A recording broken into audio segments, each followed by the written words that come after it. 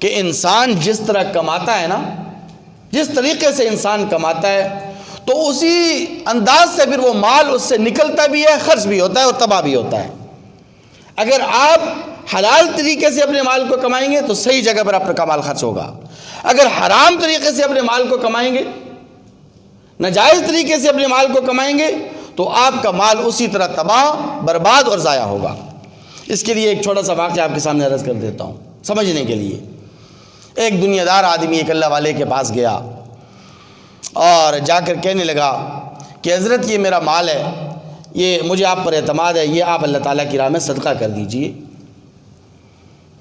تو اس اللہ والے نے کہا کہ آپ خود اپنا مال اللہ کے راستے میں صدقہ کر دیں، کیونکہ انہیں شاید پتہ تھا، بذریعہ الہام پتہ چل گیا، بذریعہ کشف پتہ چل گیا، یا پھر معلومات کے نتیجے میں پتہ چل گیا کہ اس کا کاروبار حلال نہیں ہے، یہ حرام مال ہے۔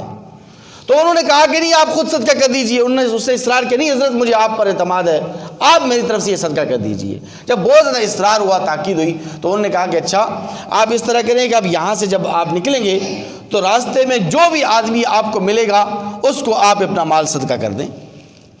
وہ وہاں سے نکلا، راستے میں دیکھا کہ ایک نابینا آدمی ہے، ایک نابینا شخص ہے، اور وہ راستے میں جا رہا ہے، تو اس نے اپنا وہ مال، وہ جو صدقہ کرنا تھا، وہ اس کو دے دیا، مطمئن بھی ہو گیا، اور اس نے کہا کہ ماشاءاللہ حضرت نے تو صحیح مجھے رائے دی، مشورہ دیا، کیونکہ یہ نابینا ہے، 100% یہ میرے صدقے کا مستحق ہے۔ دوسرے دن وہ دنیا دار آدمی اسی نابینا کے قریب سے گزرا تو وہ نابینا اپنے دوسرے دوست کو کہہ رہا تھا کہ کل ایک آدمی نے مجھے چند درہم اور دنانیر دیے، کل اس نے مجھے کچھ صدقہ دیا، کچھ مال دیا، میں نے اس سے خوب شراب پی، اور شراب پینے کے بعد میں نائٹ کلب میں چلا گیا اور خوب موجیں میں نے اڑائیں۔ وہ آدمی بڑا حیران ہوا، اس نے کہا یہ کیا ماجرا ہے؟ دوڑتا ہوا گیا اسی اللہ والے کے پاس اور جا کر کہنے لگا کہ حضرت آپ نے مجھے مشورہ دیا تھا اور یہ میرے ساتھ واقعہ پیش آ گیا، یہ صورتحال پیش آ گئی۔ تو اس اللہ والے نے اپنی جیب سے ایک درہم نکالا اور کہا کہ یہ جاؤ اور راستے میں جو بھی آدمی تمہیں ملے یہ تم درہم اس کو صدقہ کر دینا، تمہیں بات خود بہت سمجھ میں آ جائے گی۔ وہ نکلا، اس نے دیکھا کہ راستے میں ایک سفید پوش آدمی ہے، بظاہر اس کی حالت بڑی اچھی ہے، بڑی پرسنالٹی والا ہے، تو یہ اس کو دیکھ کر حیران رہ گیا، لیکن چونکہ حکم تھا، پیر صاحب کا حکم تھا، مرشد کا حکم تھا، تو اس لیے ماننا پڑا، اس کو وہ درہم دے دیا۔ لیکن جب وہ درہم لے کر وہ آدمی ایک ویرانے کی طرف، ایک کھنڈرات کی طرف بڑھنے لگا تو اس کے دل میں اور زیادہ جستجو پیدا ہو گئی۔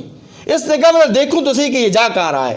دیکھا کہ وہ آدمی ایک کھنڈرات کی طرف بڑھ رہا ہے، ایک ویرانے کی طرف بڑھ رہا ہے، ویرانے سے گزرا، آگے کھنڈرات آگے، تو کھنڈرات میں ایک مردار کبوتر پڑا ہوا تھا۔ کیا پڑا ہوا تھا؟ سارے بولیں۔ ایک مردار کبوتر پڑا ہوا تھا۔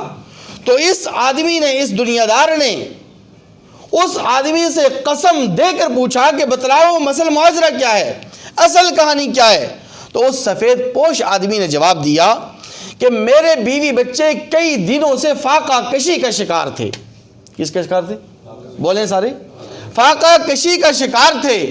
آج میں اس بات پر مجبور ہو گیا کہ میں اپنے بچوں کو کھانا نہیں کھلا سکتا، تو مجھے راستے میں یہ مردار کبوتر پڑا ہوا ملا تھا، میں نے اس کو یہاں پر دفن کر دیا، اور دل کے اندر یہ سوچا کہ آج اگر کہیں سے مجھے حلال نہ ملا، آج مجھے کہیں سے کھانا نہ ملا، تو مجھے پھر بعبر مجبوری یہ مردار کبوتر اپنے بچوں کو کھلانا پڑے گا۔